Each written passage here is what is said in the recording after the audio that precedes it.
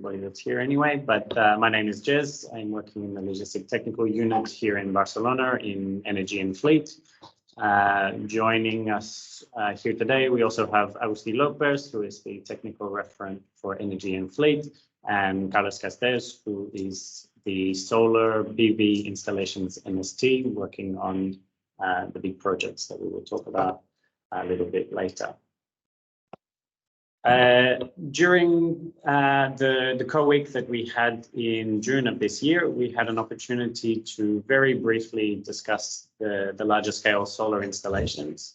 But it was clear during our attempted turbo talk that we needed more time to explain the topic in more detail, especially based on the feedback that we were getting from that presentation. We're also taking the opportunity to jump in here prior to the annual plan 2024 process that we will be starting in the not too distant future. By way of a bit of table of contents, we're going to try to be quite structured to get through the content within the time. You'll see we've got some time for question and answers once we get into some of the specific challenges. So once we get there, if you have a question, please raise your hand and we'll manage that for us. And of course, at the end, we will have time for further questions after the wrap up. So in terms of a bit of background, why are we talking about solar so much at the moment? Well, fuel dependency and fuel price trends, we are seeing basically, well, 70% of the fuel that we use in Okber is used to generate electricity. And we are seeing, at least since 2020, quite an increase in the expenditure on fuel. In fact, it has doubled from around 2 million to around 4 million euros. And this is, of course, representing a greater share of the overall expenditure on ops. Why is this happening? Well, this is a much bigger question that we are starting to try to investigate, but we are seeing instability in terms of conflict and different geopolitical issues, not obviously just the Ukraine crisis that you see is already quite late in this increase in fuel prices, but for example, political issues in Central African Republic, instability in Nigeria, all of these play a part in increasing fuel prices. And we're also starting to question what is going to happen in the future as, let's say, the global north starts to focus on decarbonization. What is going to happen in terms of refining diesel and it being shipped to the global south, where it's going to be much harder to adapt to this decarbonization that we expect to happen in resource-rich countries. The other reason that we are talking about this now is that the cost of photovoltaic installations has dropped remarkably. In the last 10 years, about 85% reduction in the price of solar panels and around a 90% reduction in the price of lithium-ion batteries from quite a new technology 10 years ago to something that we are able to deploy in the MSF context. What this resulted in last year, during the annual plan process, we had 5 missions electing to include large-scale solar installations in their annual plan for this year. And this primarily came from a desire to reduce dependency on fuel because of the difficulty in purchasing it, effectively worsening fuel availability problems, and also as a result of that, the fuel price goes up dramatically. Of course, supply and demand challenges.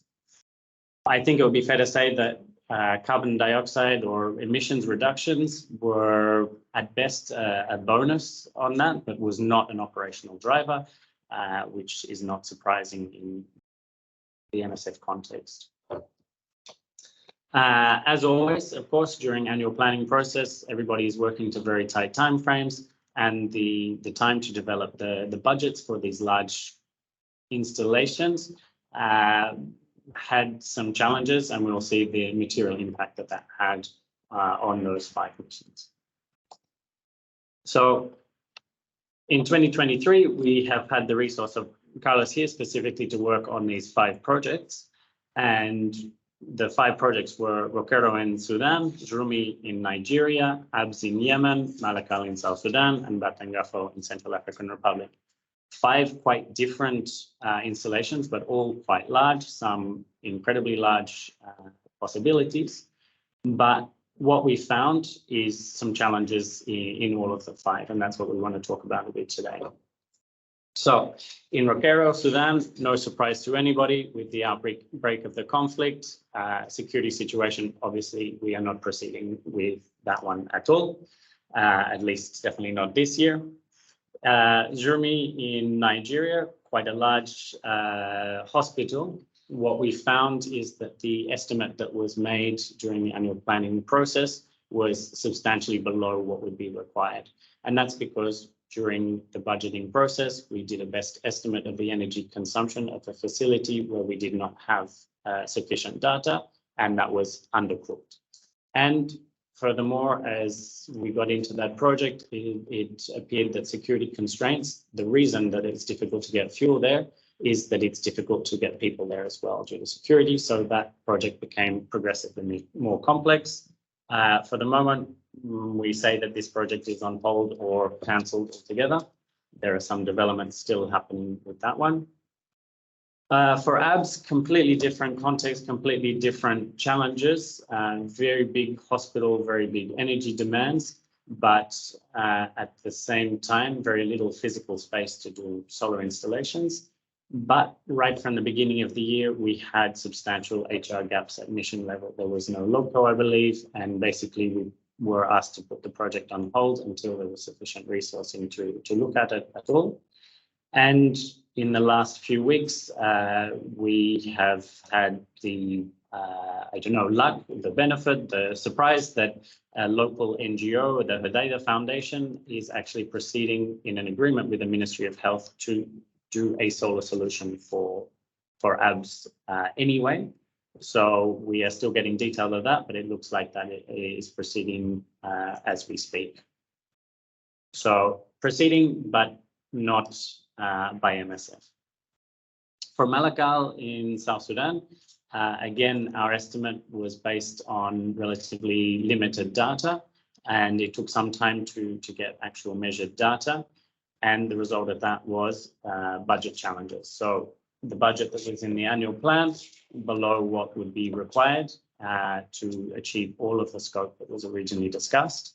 At the moment, that is proceeding to tender to discover what can be covered or what scope can be covered for this installation, and perhaps it will be reduced to have sufficient funds to cover at least the hospital. For Batangafo, similar story. What was originally going to be solarization of the entirety of Batangafo, meaning base, hospital, and house, looks to be proceeding now with just the hospital, or not just the hospital and the base, quite a large installation, and that required also an increase in the budget. So in light of all of this, the idea is to talk a little bit about the first major challenge. And this is, again, highlighting the physical space and the challenges that solar installations require in that regard.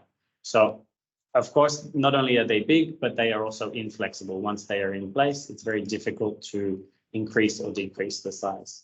This is an image of the ABS hospital, and next to it is a football field. For example, ABS is one of the bigger energy consumers, or is the biggest energy consumer we have in Okpa.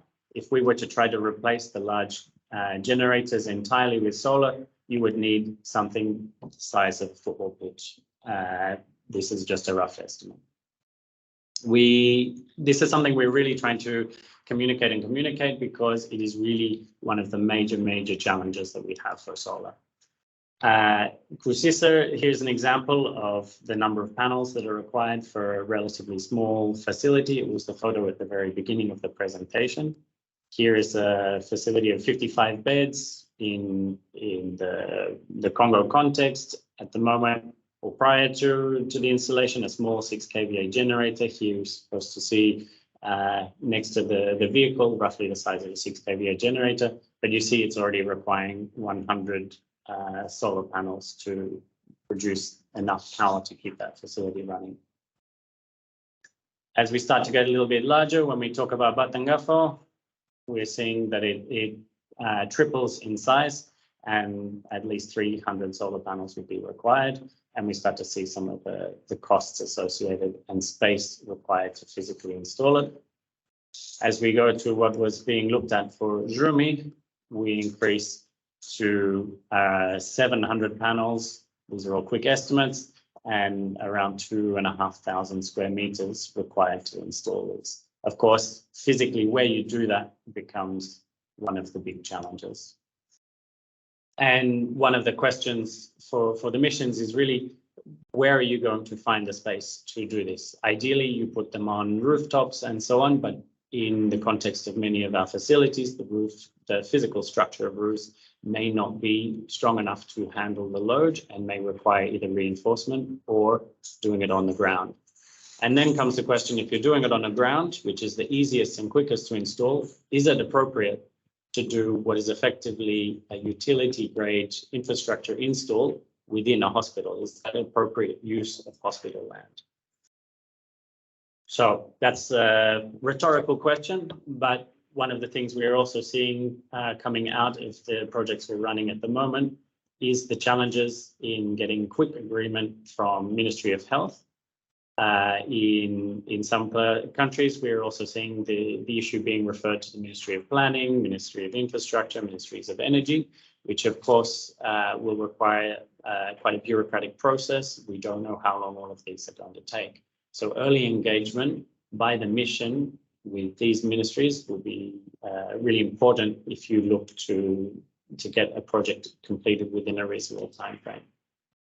And also, of course, if you are doing these large installations within the health facility, what happens when you want to expand?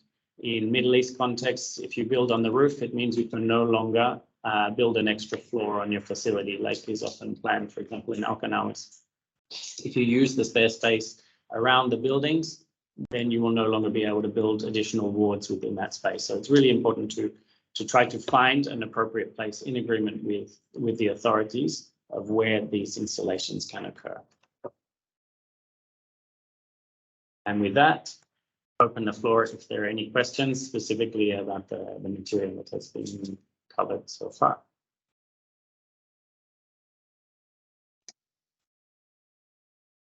You can raise your hand for the questions or just write it on the chat.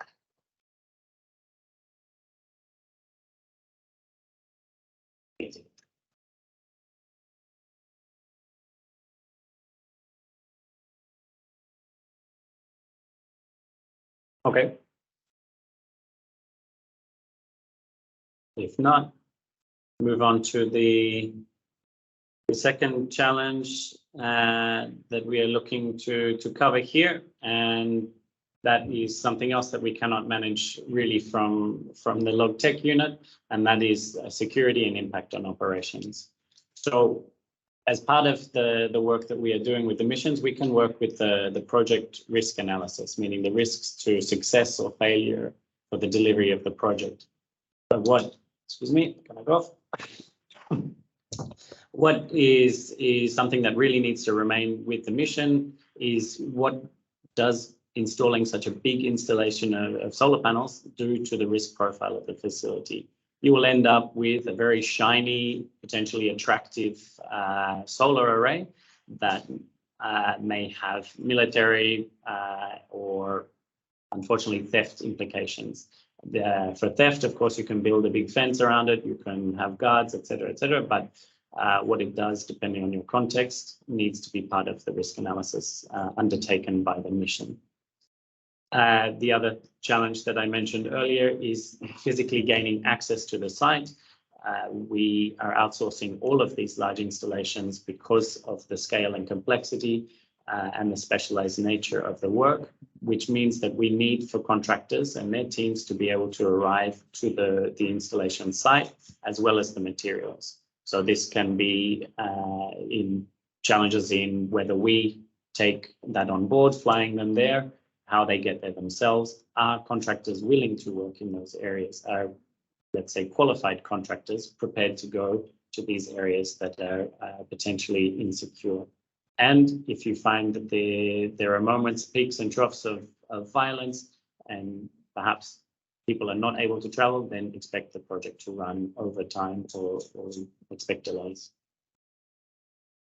In terms of project risk, of course, the return on investment of large-scale solar is not within 1 year, meaning that it's going to go over annual planning cycles. It may go beyond the life of the project as MSF has it there. So in developing your plan, you need to take on board an exit strategy. And what we would like to strongly encourage is that even if we leave the project within a short period of time, that MSF continues to pay ongoing maintenance contract to ensure that this installation continues to work.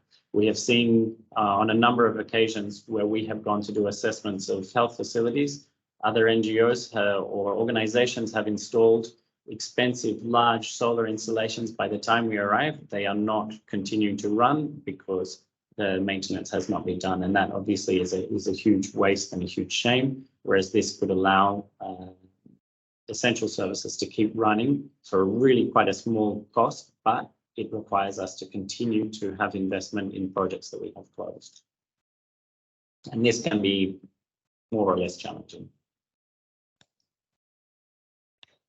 Any questions on those particular topics?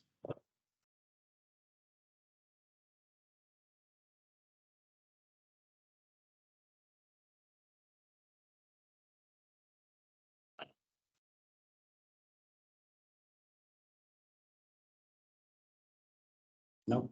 Okay, I will move on. So budget. Obviously, the interesting thing here is how much is it going to cost? So we have an idiomatic expression in Australia that is, how long is a piece of string?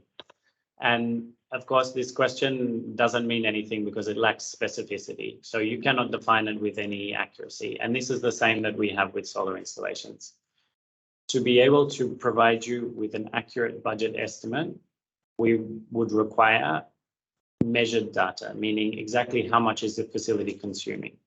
Ideally, this would be over a complete year so that we can take into account the differences in energy consumption during summer, winter, or wet season, dry season, hot periods, cold periods, for example.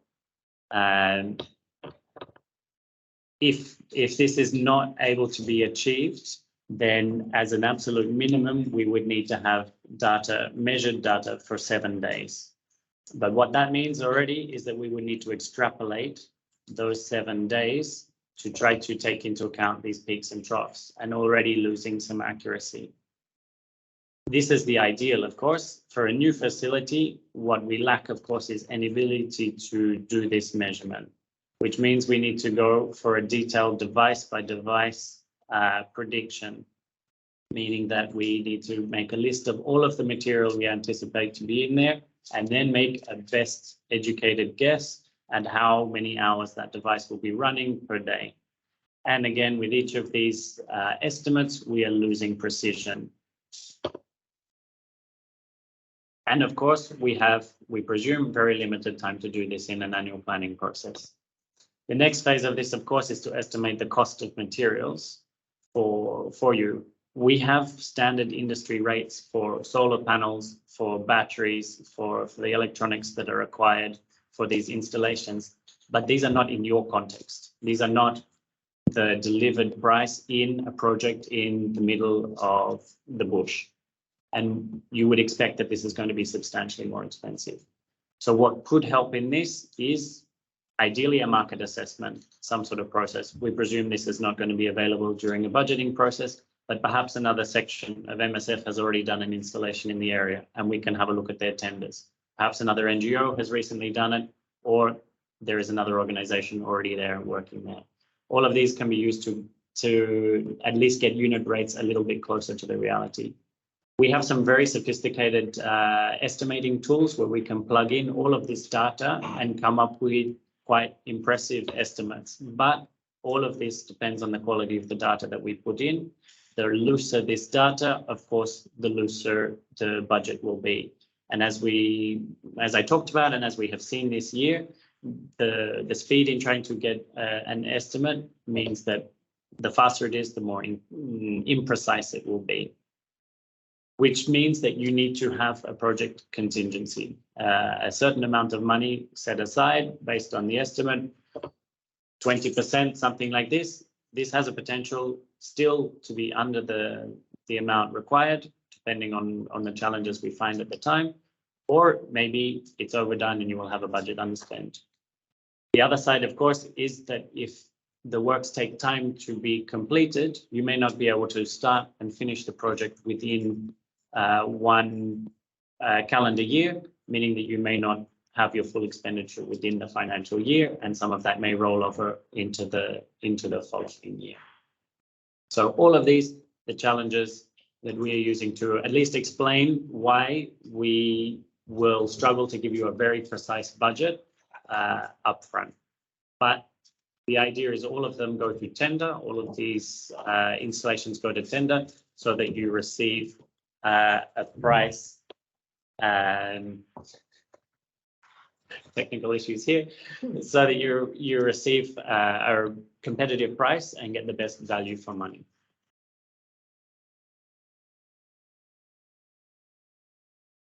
Okay, yes, we have a question regarding the risk topic, but let's see if we have any question about the budget, and if not, we can respond the question of Aurora. It's in the chat.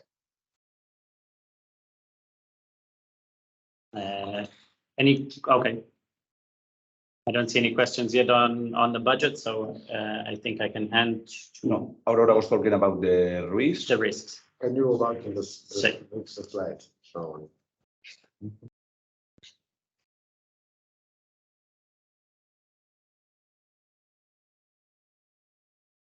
So yeah, I'm going.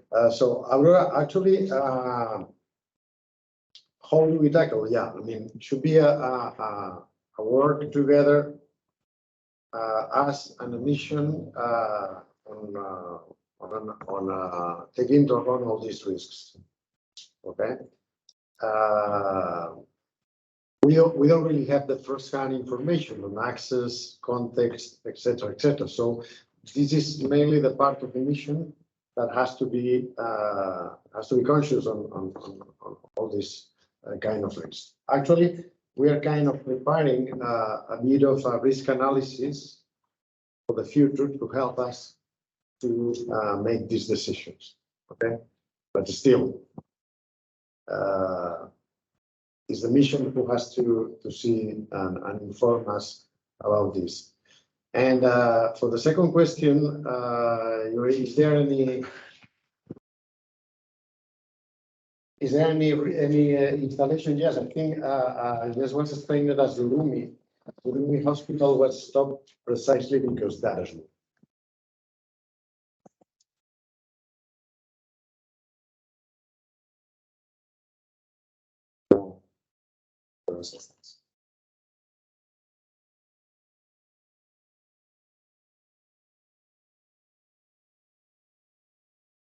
Any other questions? So on budgeting, of course, I was trying to clarify the challenges in preparing an accurate budget. That doesn't mean that we do not engage ourselves completely in doing the most precise we can with the data that is there, but just to pre-warn of the lack of accuracy that is likely to come in that, and we will, of course, advise as best we can where that lack of accuracy is coming from to give you some sort of scale to expect. Okay. So, of course, we, as the Log Tech unit, we are here to provide technical support. We have been building a pack of tools that I will speak a little bit later, but the CMT involvement from cells, from mission CMTs, of course, budget acceptance. The reason I've got this in here is because these are big numbers, and when it came to really sitting down and having a look at, we saw quite a bit of budget shock. So this needs to be understood. These are big, these are expensive. We are talking upwards of 500,000 euros, depending on the size that is required. For us to be able to really work and provide the technical support, we need somebody in the mission who is an energy specialist, energy manager, ideally. And this is not just during the project. In the build-up phase, this is required in order to collect the data, to be able to give you the technical specifications for tender and so on. An agreement of the exit strategy. What do you plan to do at the end?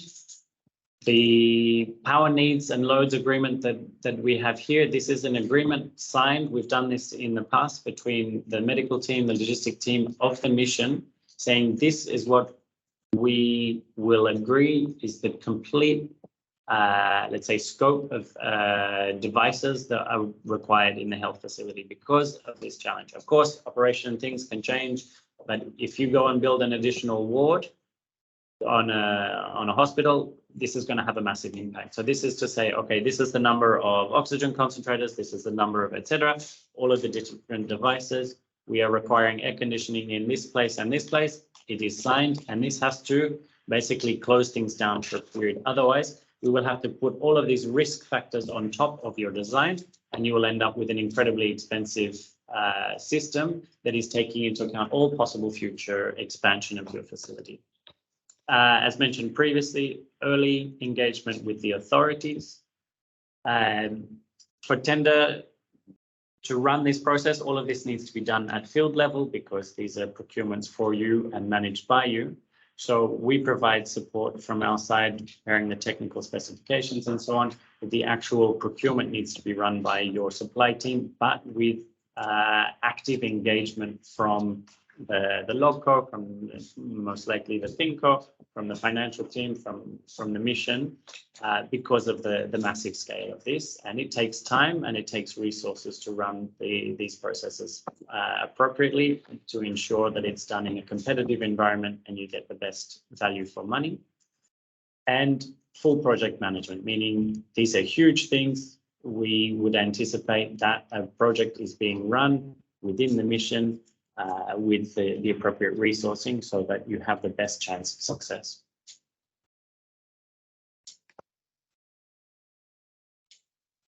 Anything on CMT engagement?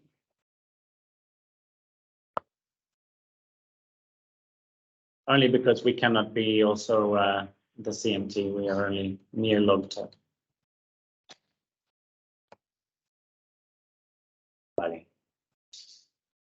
Well, as well,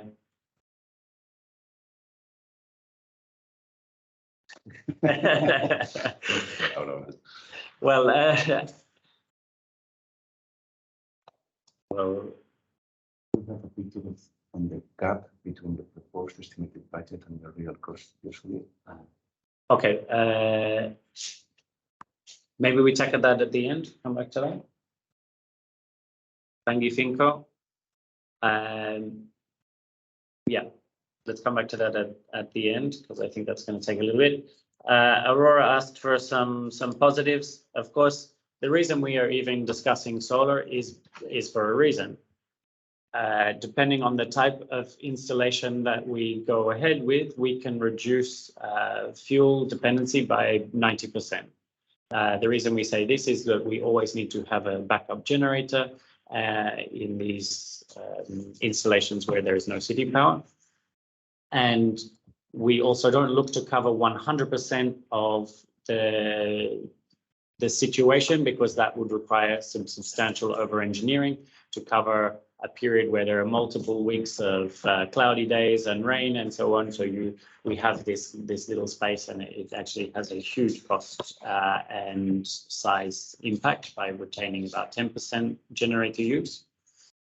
So this is a fuel reduction, fuel dependency, and can have a substantial costs reduction in terms of return of investment. The return of investment period will depend on a number of factors, but one of the major ones is the cost of diesel.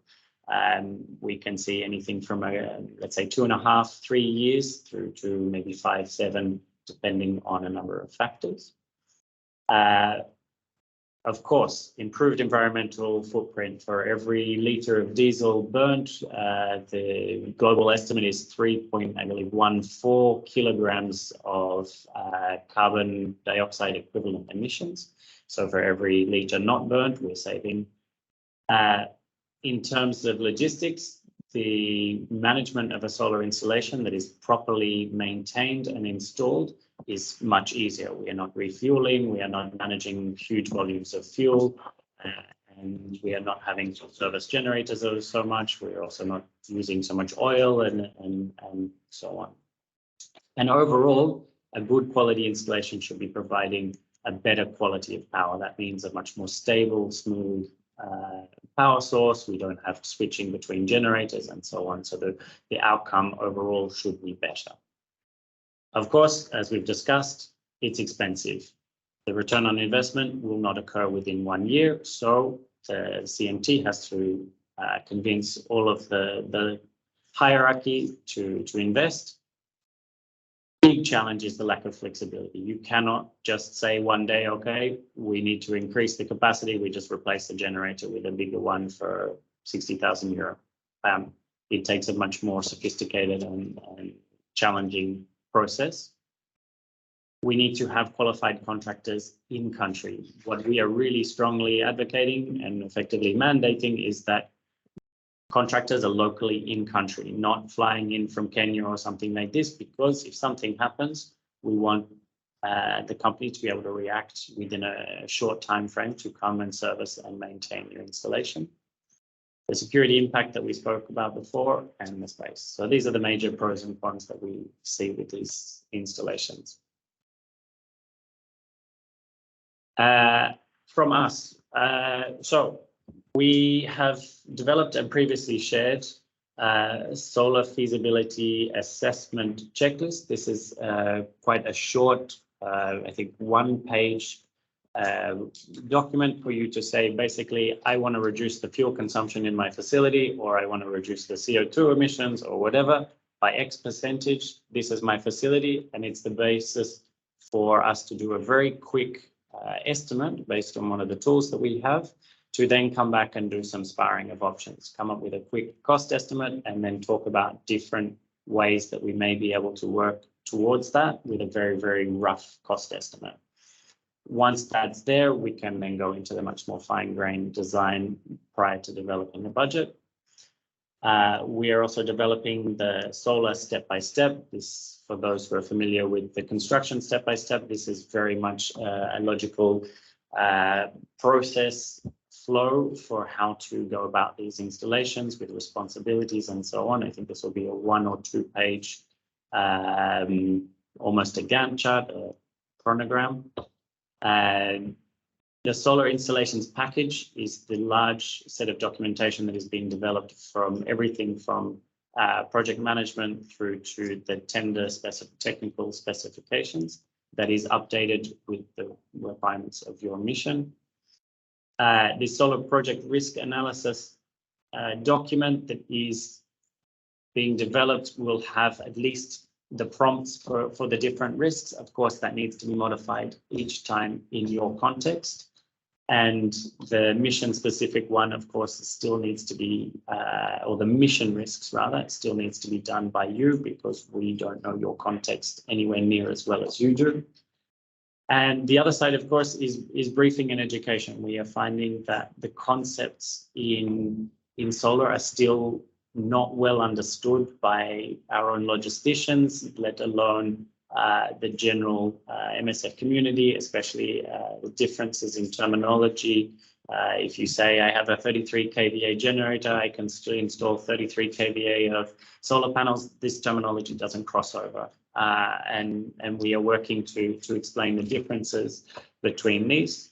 And in fact, I believe after the webinar, I know, or somebody will send a little briefing on this terminology to help explain specific solar language and why these things are different. And with that, yes. Sorry, just together with that, at the end of today or tomorrow morning, you will receive an email with the video of this meeting, and also this PDF regarding solar installations basic terminology. So you can look at this whenever you want to. This will help to understand a little bit more about these topics.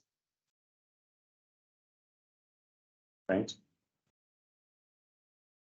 And with that, we open the floor to general questions or specific. No, we had We have a sorry. couple of questions Say, here William. from Bangi Finco. If we could have a picture on the gap between the proposed estimated budget and the real cost usually. Value of on a percentage. We don't have it clear. There are many factors affecting this. Local price of materials, even the size of the structure. We can focus. We can see the price of solar panels and electronic components of the installation, but then we don't know what kind of structure we'll have to build in order to support all this field. So till now, I would not wish to give you a percentage. I don't know what you think, guys, but from our experience, can be even more than 30%, 20 to 30%, something like that would be something that we have seen around. And the second question, the concept of the initial envelope to input emissions was discussed before. Yeah, actually, it was discussed. Excuse me. Actually, it was discussed before on these installations. And yeah, it seems it was difficult. We didn't really. We will see now when we'll get the quotations, Carlos. But it's going to be more than we were expecting, actually. Yeah, definitely. And it is linked also to the quality of the data, as Jess was saying. The more data we have from an installation, the easiest will be to be closer to the budget estimated. So let's say that this year we are getting more and more data from different installations, but last year, as I understood, the annual plan 2023 budget was done like a little bit in a hurry, like, yeah, we have a hospital here, more or less this size, this number of beds, how much a solar installation could cost, no? So now that we have more information regarding the things that we have to look at, I think that will be easier, even though it still will be an estimation. Also, as Jess has pointed, we have purchased a solar calculator within the all MSF OCs. Okay, it's an engineering tool. This tool was not present during annual plan 2023, and we have it this year. So this year will be easier to do let's say, better calculation or better estimation of the budget needed for following year. So let's hope we'll be closer and we'll have more time, more data, and with the use of this tool, we will be more accurate. I think if missions approach us, hopefully they will during the annual planning process this year as well. I think we will also really see whether there is an opportunity to measure at least some data. More and more missions have the energy analyzer, a device that allows the electrician to plug and leave it there for a period of time to measure the true consumption occurring in that facility. And even if it's 1 day, 2 days, 7 days, anything is better than a guesstimate, an extrapolation of what we know of a health facility in this kind of environment. Because if you have 10 air conditioners or 1 air conditioner, it's completely different. So that kind of precision will always facilitate getting closer to a true number. We are learning here as we cannot take probably the private sector experience, because our context is a very specific context with very specific constraints and problems and challenges. So we are learning here. This webinar is also for all together to learn. You CMTs and coordination people has to have this information in order to help us and to run these projects. And as Jess was telling, we are now preparing a set of tools that will help us to be more accurate and to go on and together with other sections, of course, because we are all facing the similar problems when we start a project like that. Another thing that we have been talking is about these kind of big projects, big investments. We should start considering on make a separate budget, a medium-term budget, because sometimes it takes longer than multi-year budget to tackle this. And this is not only us. I mean, we were talking the other day with OCB, and they are already putting 4 million euros for this kind of initiatives and investments, apart on operation budgets, not to be depending on all these movements and all these up and down that we're used to seeing operation.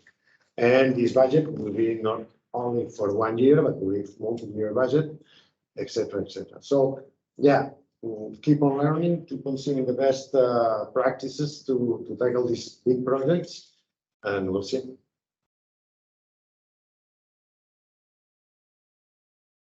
We have a new question on the chat.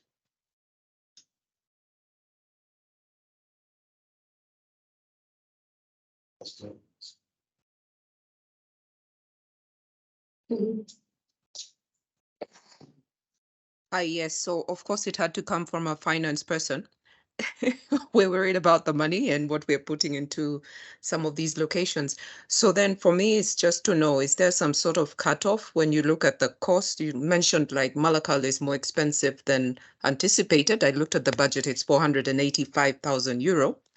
And I'm just wondering, so it will not meet the full needs. So are we really, at what point do you say this is probably not the right place to invest because it's too expensive?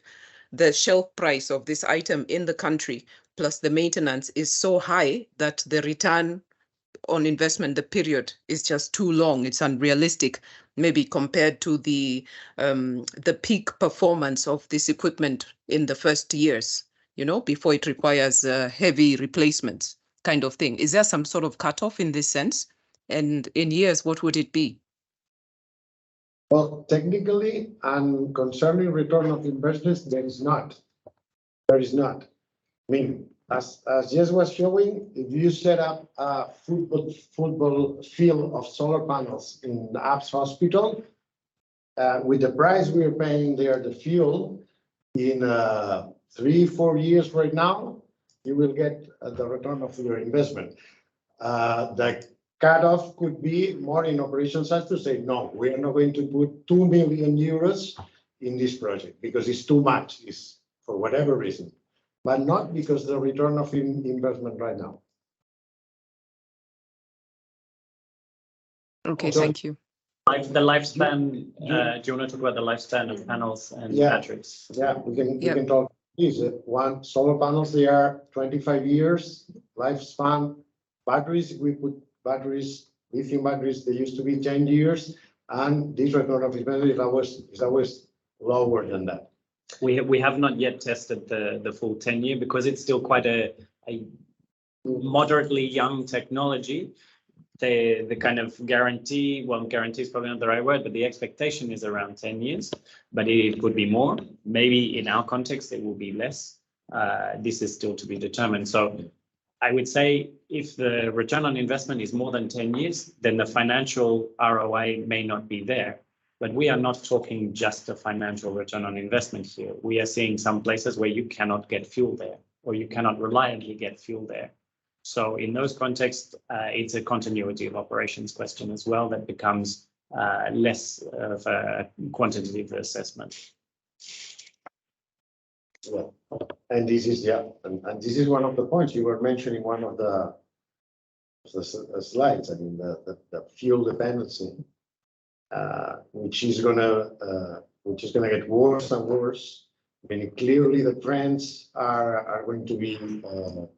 There is this graphic on price that Jess would just show you in the presentation on increasing of price of fuel, but quality and availability, we're expecting to get worse and worse in some of the regions we're working. So somehow it's not only about money or return on investment. It's not only about environmental reasons. It's also about continuity of operations.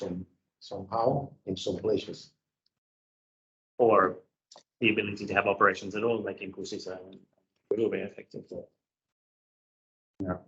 There is also a comment again from Aurora saying, but it could be that in some contexts we could afford the expense, but not ensure the longevity of the project. Most probably, the project will be never long enough as the installation functionality, and we don't mind.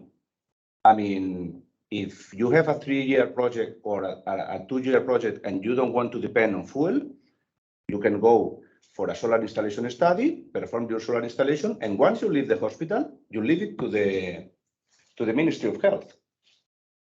So it still can be worthy depending in different factors. So I will not say, no, let's not go for this because we are going to close the project in 3 years. Most probably it's still worth enough. So let's see case by case.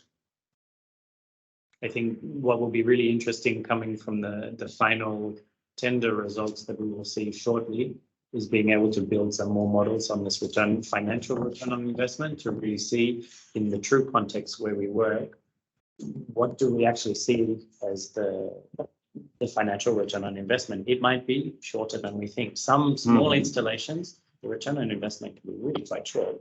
Bigger ones become more complex, but let's see. But the higher the fuel price, the faster this can be.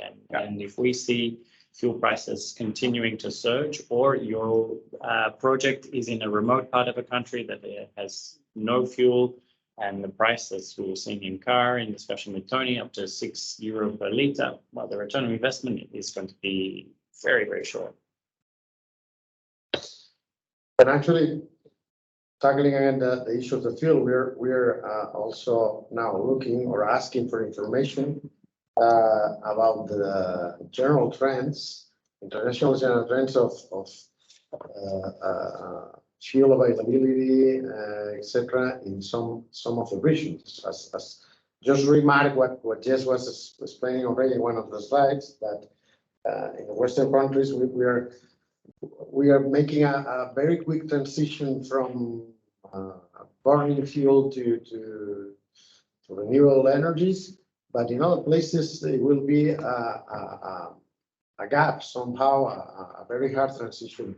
So meaning scarcity of fuel, quality, etc., etc. So we are now also looking for expert opinions on these trends in order to know more. But yeah, but that's the trend. That's clear. And the graphics, you can put the graphics again. On price, for example, is showing us how is it going. Unfortunately, we don't have more data, but making this comparison, you can see already the trend. I think Carlos, this question is for you from Roda. There is a question from Roda regarding the structures of the panels, where will be placed on, and if the roof is weak or strong enough to hold it. This cross-check, we do it with the construction team. And of course, it may have an impact in terms of finance if we want to reinforce roofs that are not strong enough. In most of the cases where MSF has not been involved in the construction, the roof has to be, in most of the cases, I insist, not in all cases, but in most of the cases, have to be reinforced. What happened in Cusisa? The hospital was built by us. We did, the construction company did their work. Everything was easy. The roof could hold the weight and so on. What is happening in other places that we have been checking, that the construction company, that the construction team is telling us that we cannot use the roofs, but this rather doesn't mean compulsory that is more expensive. Actually, the cheapest way to install the panels is on the ground. So I understand your question, and imagine that, for instance, we want to install the panels on the ground, but we want to lift the structure in order to use the shadow space below the panels. Then, then we will have to pay for this part of the structure, and most probably the cost will be higher. And for the other question, high risk for damage ground. Yeah, normally if you do the installation on the ground, you have to fence it. That's clear. And also the other problem related with installing the things on the ground is the theft, because it's easier. And thieves know that at night there is no sun. So if there is no sun, the solar panels have no electricity. So fires as you want. Don't tell anyone. The other question for Malagal, I know the plan is to start on August, late the year. We won't have a space for surprises. We'll do our best to reduce the space for surprises. So let's see.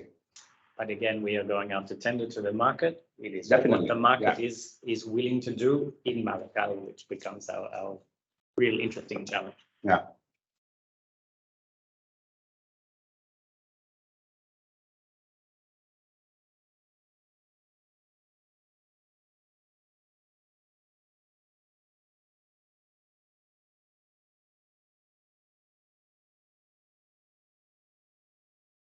So yeah, 4:29, 1 minute to spare. Of course, if there are questions, we are happy to remain and answer them. If not, thanks from us. No more questions. You can, of course, reach out to us for support. Of course, you don't have to go already down the process. You can come to us early to do some sparring to see whether even the concept is appropriate in your context before you start work. No issue in that respect. And as mentioned, we have already this feasibility checklist just to clarify some specific points, to ask the questions, like prompt the questions. For each of the missions, there is a mobile support technician for energy assigned. They will be closely following. We have Carlos specifically for photovoltaic installations of a large scale, like we are talking here. And then Agustin for all of the nitty tough questions. Transversal. Politics. Politics, yeah. Thank you all for attending. Thank you.